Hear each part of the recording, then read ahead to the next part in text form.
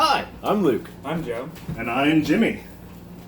And this is What's on the Table. So, we're a brand new channel, and our whole purpose of this channel is we're going over anything you can do on a table. Whether it's card games, board games, Warhammer, or not Warhammer, so war games in general, or anything in between. We're going to talk about it, talk about our experiences with it, and hopefully y'all will like that. We've been wanting to try this for a while, and finally we're getting the balls to do it.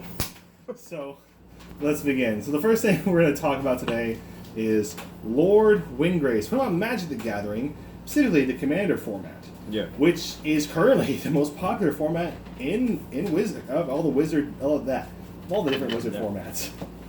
You know I am. Yes, we know, and we love you for it. But Commander's it's insanely popular right now. It's by the numbers crashing through Draft, Modern, Standard, Pauper, Vintage, Legacy. It's destroying them all. Yeah. I feel like the reason it's doing it so well it's because of its variations. It definitely is, and not just one. You can have a Windgrace deck. Someone else can have a Windgrace deck. It'll be completely different. Yeah. Because you have different takes on it. Yeah. Like while most of your standard decks, Modern, the Pioneer, any of these competitive formats, the same. They're relatively the same with a few different variations, but most of the time they're very similar in what they're doing. While Commander is because we have tens of thousands of cards to work with, it helps out that way. So we're talking about Luke's Windgrace deck. Now Luke has been out of town relatively for almost over 3 months. Yes. And during this time period, one of our friends, Tristan, decided he was going to make a competitive Commander deck. Now, when it comes to Commander, there are two variations. One is casual Commander and one's competitive. There is actually no rule difference or ban list difference between them. They're the same effectively. The difference is competitive Commander is just play the deck to its absolute utmost efficiency and try to murder everyone as fast as possible in the most efficient way. While casual Commander is more for just you between friends. You're not here to. I mean, you can still have friends be competitive. Yeah. But it's more of a relaxed game. We're not trying to kill everyone by turn 3. We're not trying to do these insane combos where we make infinite mana and then blow everyone up with a fireball to kill everybody. But that's my favorite thing to do, as we know. Your favorite thing is to attempt to try that, and watch it fizzle. And the blue player counters it. And you cry. Hate blue. And yes, I will cry. But no, in all seriousness though, casual Commander is made for people who have a set of like an unspoken rule, like don't blow up lands, no going infinite, no infect. The point being is that there's a set of rules between the players that hey, we generally don't do these things, and it's a lower level power to try to find more innovative ways to do things. Try to ignore the sound of thunder and lightning outside. You can't. You would actually ignore the sound of lightning. You don't know what hears lightning. That's what thunder is. Hey, you don't know me. You've heard lightning. It's pretty cool. If you're me, you hear lightning. If you're close enough to it, you'll hear it, and that's not a good thing if you're that close. Don't ignore that sound. Meh. All right, so It's just Tuesday. So what we are going to go over is the improvements we just made to Luke's deck, and because his Windgrace deck was lacking in power, because when our friend made a competitive Commander deck, Brea, the rest of our friend group decided to say, "Oh crap, he's made an insanely powerful deck. We got to up some of our decks up to that." It became an arms race, and because of that, because it became a card game arms race. Luke was kind of left out behind it because he was out of state in relative BFE nowhere. To give you guys an idea, I was 5 miles away from the Canadian border. I could literally throw a rock and hit a Canadian, and they would say sorry. So, with that being said, Luke was left in a position where his decks were nowhere near as powerful as they were comparatively to everyone else's decks when he came back. Everyone, most of our decks, especially mine, I put through a huge power creep in my decks, and just because I got to keep up with Tristan. But I still have some decks that are very relatively weak, but it definitely created that arms race. and Luke is definitely falling far behind. Yeah. You become Italy in this case. Oh yeah, World War Italy. II Italy.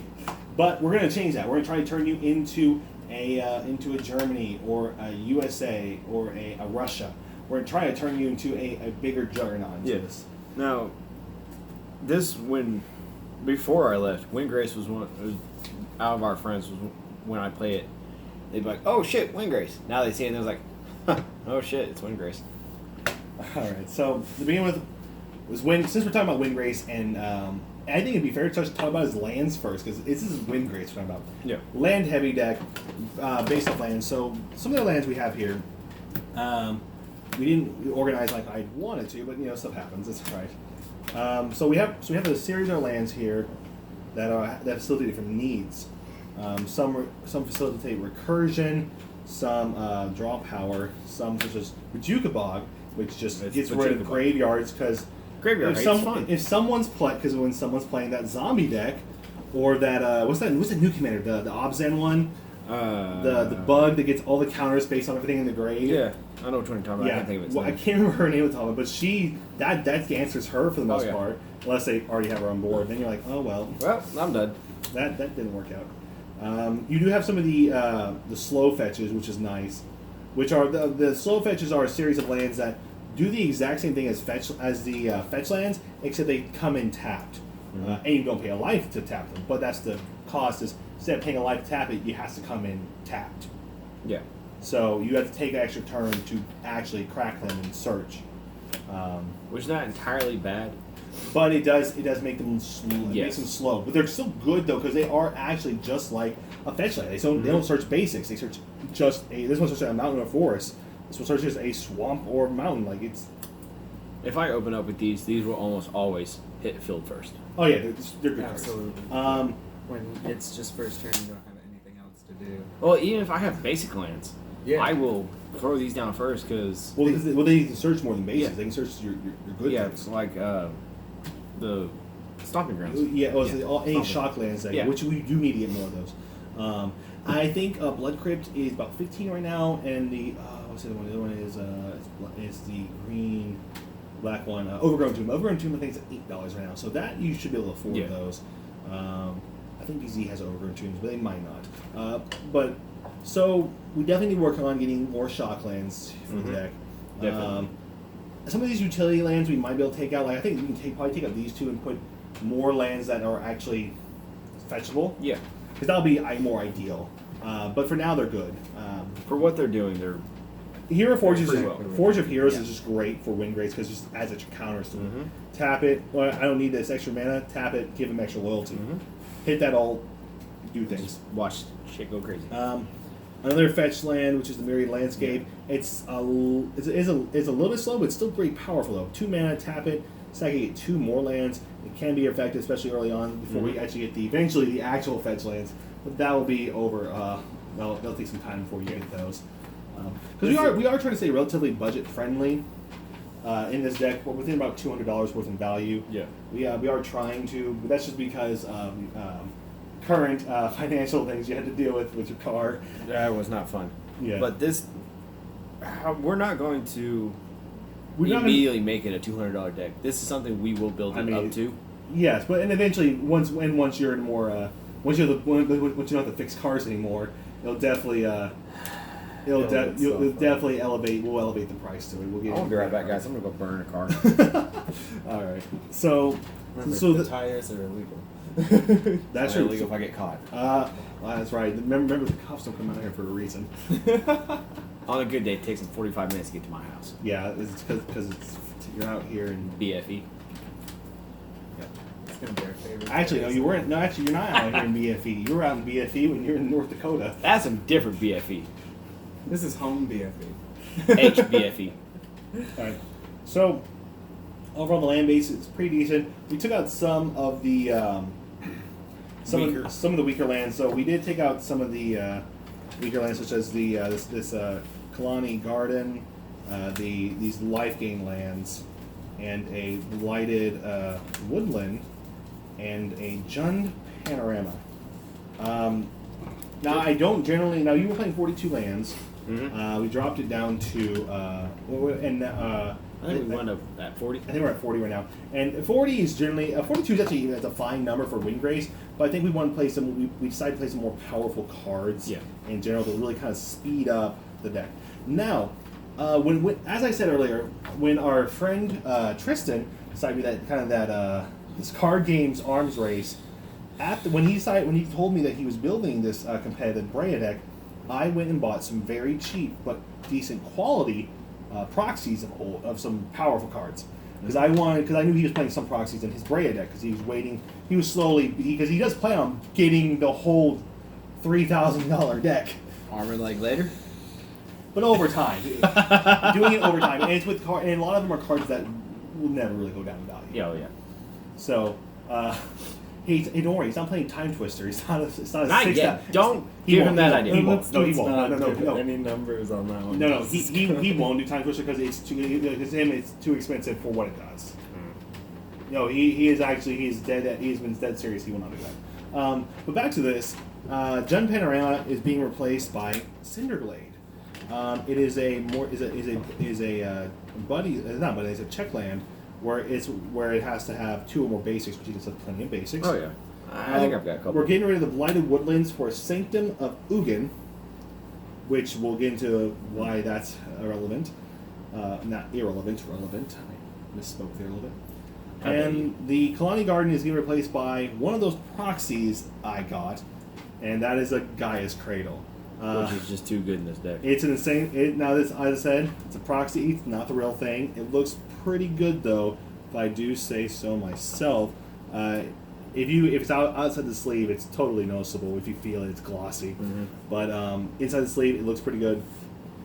If you're looking at it, like if you're actually looking at it, paying attention to it, you'll see the little things here and there.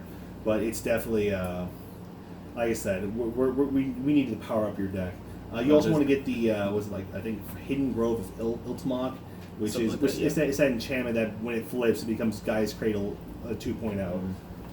Version 2 Electric Boogaloo. There was a card I was thinking about. These end up getting replaced by some artifacts and ramp spells. These 2 lands. Sad Robot.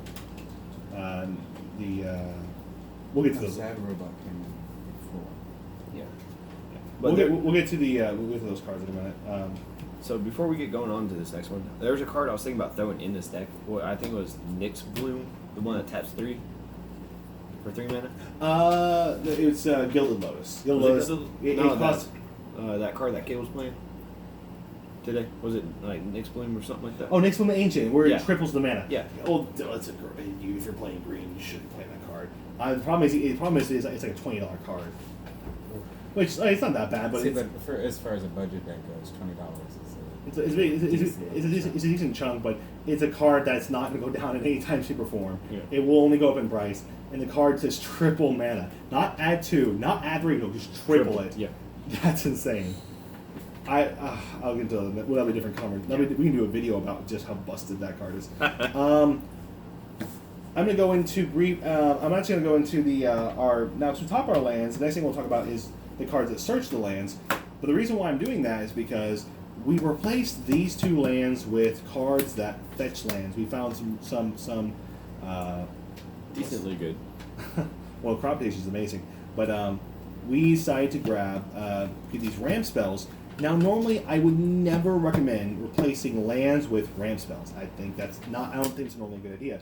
Now, but since he's already playing 42 lands, going down to 40, but also increasing the speed of his deck, I think in the long run we've worked, especially considering crop rotation can sack off a forest and put a Gaia's Cradle on board, which that's dumb. No, that's fireplace. But you need it. You need to, because in order to keep up with the rest of the decks, you needed it. So, all right. And so with that being spoken about, we're gonna go over the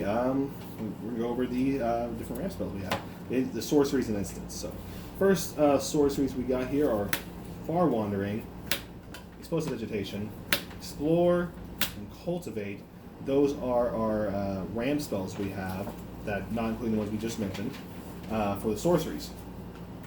We also have cards, aka player and board wipe cards, such as Lava Launch, Final Parting as a card is kind of a pseudo tutor, and also a graveyard setup. We have Warm Harvest, which is a late game board builder after a board wipe.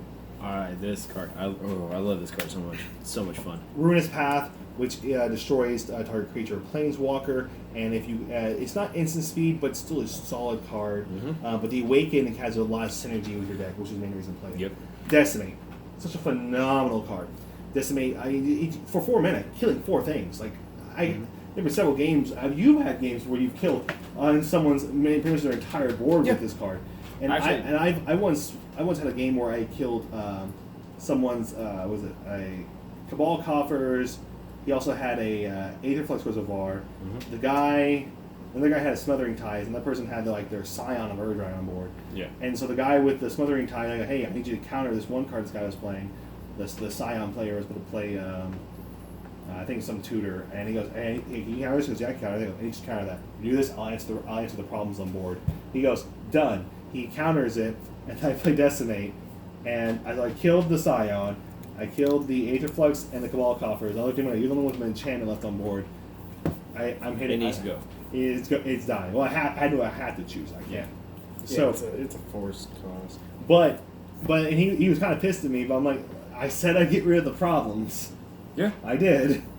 But this card is definitely it's so worth it. Now you got to be careful about it because, as you said, it has. As you said, it's a forced thing.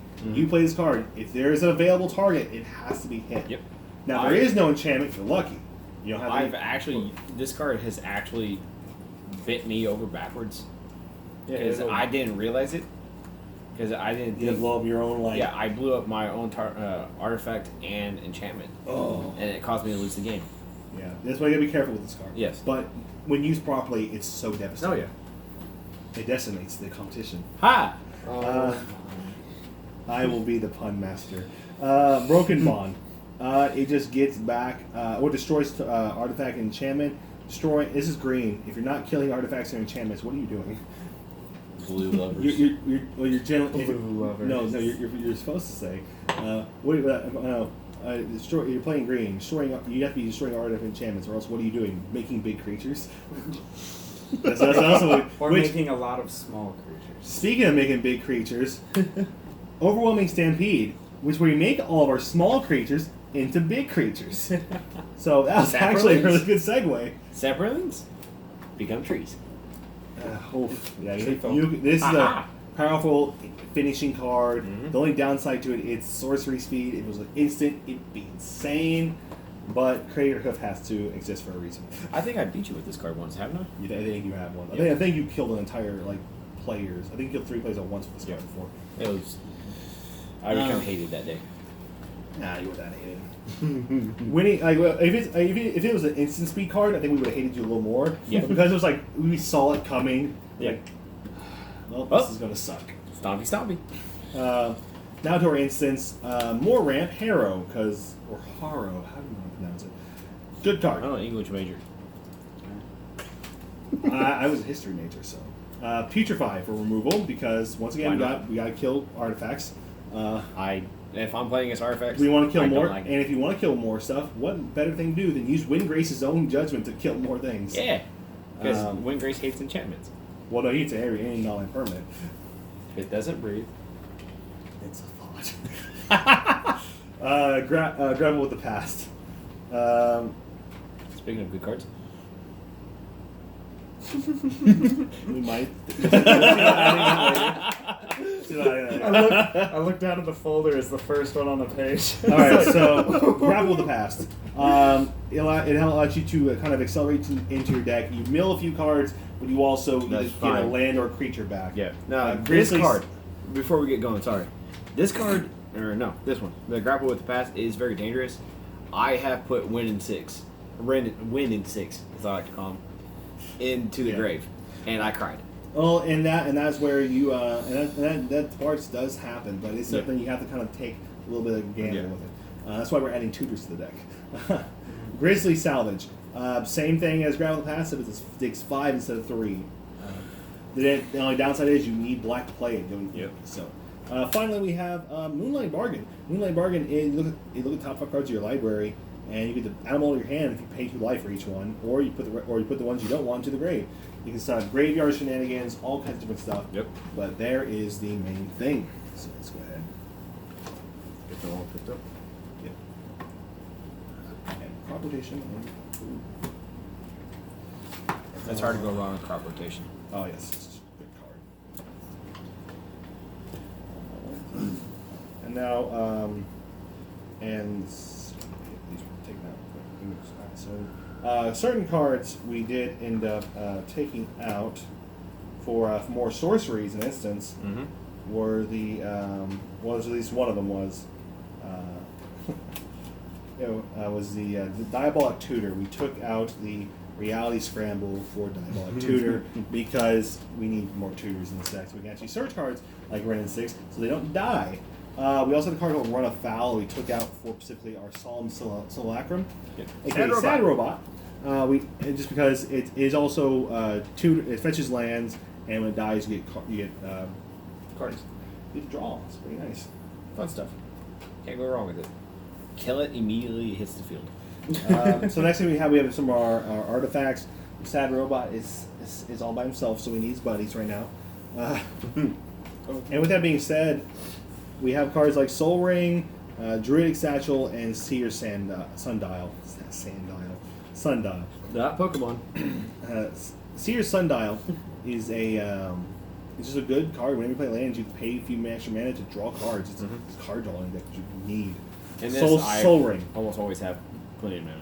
Soul Ring. Yeah. It's Soul Ring. If you're playing Commander, you should be playing Soul Ring. If you're not playing Soul Ring, You're playing wrong. you're not playing wrong, but it's I don't care. You're playing wrong. What are you doing wrong? you should ultimately be playing Soul Ring. It's a card. It's reprinted every year. It's still a $3.50 to $4 card almost any given time, and generally right before the reprint it goes to $5. It's Soul Ring. You need to play it. It's so much advantage. It's one of the in my mind one of the Power 9 of Commander. Oh yeah, definitely, easily. That's fair. Yeah. Druidic Satchel. I really think this is a good card in your deck just because gets only once per turn, but revealing top card of your deck just to get either extra land, gain life, or get a creature. I think it's a pseudo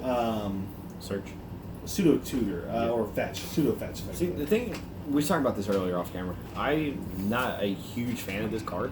I don't know. I'm not a fan of gamble cards either. It's not even that. It's you're always getting something off it. yeah, you are. You're almost always gaining life, or you can get extra land, or you can get creatures. It's something that you're always getting some kind of value out of it. I don't know what it is. I think maybe with the increase of speed in the deck, this might help this card become a little bit more. Yeah, and that might be it because playing it before we changed up, it was almost too slow. Because I never sank the mana into it to use it. I was always using it on other stuff. We may find other something better like for Seers later or something. Yeah, we may find something else better to replace it with. But for now, I think it's a solid inclusion. Now with the speed, like you said, yes, it could be. Well, that's my fault to say the dog. It's a woof woof. So those are the artifacts. Now, Sad Robot has some friends. Yeah. In terms of enchantments, we have Death Ritual, which a lot of things die a lot in Commander. See, quite often. So getting extra a draw on everyone's turn, the more players there are in the game, the more powerful this card becomes. the bad thing is with this card, with people's turns, I stopped paying attention, and I missed this trigger a lot. I had to remind you like 3 times. I know. In the last game, and that was just one round. That was just one round. Hour-long turns though. But if you get this on early, you'll be fine. Yeah. Well, the problem is we need you need to know when you're playing against who's in our group. Yeah. Because Kyle is very much like Tristan, who's also very much like Michael Rogers, where they play to win and they like playing busted things. Now playing against Devin, or not Devin, but Dustin. I'm just like, all right, that's dead. All that died. just to annoy him. Just to annoy him. Mining Dominaria. This card's an insane increase to your overall power in your deck. It helps kind of tutor a little bit into the cards you're getting, but more importantly, that in-game card, that in-game ability, that last when it hits its third lore counter, this card is so insane. It can be a big wipe, and especially when you have Retreat to Hagra. This card, you've killed me with this card. Oh, yeah. You've won out of nowhere with this card. I've seen you kill multiple people with this card. This is When usually you're down and out. It's just a phenomenal card. Yeah. It really is for this deck, especially if you can get the. Oh, you get that final Maybe. ability. Imagine you scape shift right before this goes off. Oh, You scape shift, bring a God. bunch of lands on the board. Then next turn, bring them all back, and it's cool. And I'm at 1. I'm back at 40. You're all at 1. Okay. Yay. Yay! Now, Took me. let's go into the Planeswalkers. So we have Rin and 6 and Domri and Arcabolas. Now, as we said, this is a budget deck, and this make you think this is not a budget deck. You were playing Rin and 6. I did pull Rin and 6 out of I think 3 different packs. I bought 3 different packs of Modern Horizons about a month ago, and I pulled them. I'm very lucky. And I happen to owe this man here some money, so it worked out in his favor. I was Orzhov for a few months now. And then he came back and he needed stuff, and, Yeah. now it's gone back the other Now way. it's reversed. It's back in its proper hands. It's brought back to where it originally was. And so now, something here, this will clear off a good chunk of the debt. Yeah. Over half. Oh, It was yeah. half the debt. Boom, there. He's like, oh wow. Well, But it ended up also. The card is also. It's just. it's too good in this deck. Oh, it's so dumb. Rin and 6. I mean, the reason why it got banned in Legacy. I love how they made a card for Modern, and it ends up being broken in Legacy. Wizards R&D. We can go. We have an entire video of just how good Rin and 6 is, but we're not going to. Domri and Arcabolas, phenomenal card. Vince, when you pay that, people forget that +1 isn't just for that mana makes that one creature uncounterable. It makes all your creatures uncounterable that turn. Like, Yeah, you're just supposed to Yeah. you guys, can't be countered. yeah, like it's I thought I hardly ever This played turn, it, so yeah. I thought it was just that one creature. that one creature. But no, it's all your rest of your creatures can be countered Yeah. the turn. This card is such a early game ramp and a late game bomb. People don't realize. Yeah. He's removal too by making your big stuff fight their little stuff, and he makes your stuff a little bit bigger to fight with. It's just a solid card. No, Now we were playing Nissa, Voice of Zendikar, and Liliana, the Necromancer, but they were kind of really subpar. So they both went out. We didn't really. We had a creature end up replacing we had an artifact replace the Nissa, which it was the Arcane Signet, which will go. It's Arcane Signet. You're playing more than 2 colors. You play the stupid. good. You play the stupid card. Goes with Sad Robot. And his Sad friends. Robot's getting more friends. And finally, Ugin. Once again, I know you're thinking, they have Rin 6 and Ugin is definitely not budget. This is a card that he's the first Planeswalker he ever owned. Yep. He's had it forever. It's I got think a little bit of wear I on think it. I've had this card for probably the better half of 6 years. And probably right when Yeah. Cons came out. Yeah, I think it was. Probably. So, well, not Cons, it was next to the Fate. Whichever one it was. Whatever that. Well, Yeah. it's the middle set.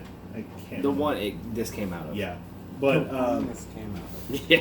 Whichever one that may be. but no, yeah, this Ugin, it's a phenomenal mana sink. It's just big power, does a lot of stuff. If you can put this off like a turn 5, I've actually gotten this out earlier than turn 5 before. I think the earliest you probably could pull it off in this deck would probably be like at least if you open God, maybe turn 3. Yeah. Yeah, but I think the earliest I've ever pulled it out was turn 4. yeah, And was people thinking turn immediately killed it. you must be playing some pretty powerful group if they were able to immediately kill it. No, I think it was a couple turns, but it didn't get to Oh last yeah, very long. It's a well, bully well, bomb. you don't even need it to ult. Just getting like 3 or 4 +2s and just removing stuff or dealing a bolt to a player. Yeah, it's all around just too good. Phenomenal card. Yeah. All right, now the last thing we're going into is creatures. The most important part of a deck if you are playing creatures. Now this one, it's... Does that make any sense? No. No. But guess what? We made it. We're just going to roll with it. All right. Going We like ramp. So what We like better way making to have something. ramp with a big creature that benefits of having ramp? Beanstalk Giant. It's a slightly worse rampant growth, but also a monster of an in-game beater. The only thing I wish about Beanstalk Giant is its cost was a little bit lower. But at the same time, though, it's a 7 drop that you can just pop up at the end game. It stays in a place Yeah. where they can't really do anything about it Yeah. until you decide to cast it in. I just wish it wasn't 7. If it was 5 or It's a- 6... well, it's an uncommon. Yeah, I mean, 5 or 6, I would And be here's perfectly okay the with other it. thing is why it's slightly better than the other cards I'm about to bring out. Yeah. Is because the other cards that are kind of the same thing, they're multicolored. Yeah. You don't need to sink in that extra color. No, I get you. In there, which can help out in especially some games. Mm-hmm. And where you pay 3 early game on searching on and then Beanstalk, and he's safe. Yeah. you don't have to worry about him like someone hitting it out of your hand or anything. But so it's definitely it's definitely got a lot of different unique things about it. But I think it's just a phenomenal card, and it's another one of these cards that just get big off having a ton of these a ton of lands. Mm-hmm. So, and Now, speaking, go ahead. So, a fun little combo I always try to do is I always try to play Zendikar Incarnate and Bloodbrush Robo Hulk with him. Yeah. Just to get that extra damage. And I've actually won games from the Zendikar Incarnate that way. So next thing we're talking about is just cards that say, hey, guess what? You like lands, we'll help you out. So such as the Farhaven Elf and the Sakura Tribe Elder, we're playing Windgrace. We need lands. Lands are our friends. The Buduka Gardener, which will eventually become the Dokai Weaver of Life. Such a good card, and once again, it just helps lands. Mm-hmm. Now, the reason why we need all these lands is for cards like this, like Crash of the Rhino Beetles, Trample, and as long as you have 10 more lands, it becomes a 15/15. Scoop Mob just It's Cute Mom. I love Cute Mom. it does dumb things with lands. Multani, Avengers Zendikar, Evolution State, Nesting Dragon, Rampaging Balos, all cards that either have landfall triggers or things that just do dumb things. When you have a lot of lands, Multani is such a powerful card. Now, Watani is a lot of fun in this deck. Oh yeah. Now finally, the cards that don't necessarily have to do a lot with lands, but just cards to play in decks like this. It's just Questing Beast. So to give perspective of us playing this game, Joe here used to play this game a long time ago, as I mentioned. I think we mentioned earlier. Joe used to play this game a long time ago, and then he had a little bit of a break right when Planeswalkers came into the game, and then after that, he recently came back into it. So back when the last time he was playing, he was like, "Oh, what do the new mythics have? Is it a creature with like 1 or 2 keywords? Like, oh no, the new mythics it's a 4/4 for 4 with 3 different keywords and 3 different relevant effects." What? I'm leaving now. What happened to my token ramp? What token ramp? Got left behind in dust. Yeah. So Questing They Beast. got outranked. Questing Beast, dumb card. There's so many decks in Commander, and if Luke will scoot a little bit, all of those are my decks. I have a lot of different decks. If for everyone to know, so go ahead and scoot back. And a lot of my decks, I play Planeswalkers. I have 2 different decks that actually play heavy Planeswalkers, and 8 so Planeswalkers. And yes, there's so many good Commander decks that play at least 2 to 3 Planeswalkers. Sometimes 6 to 7.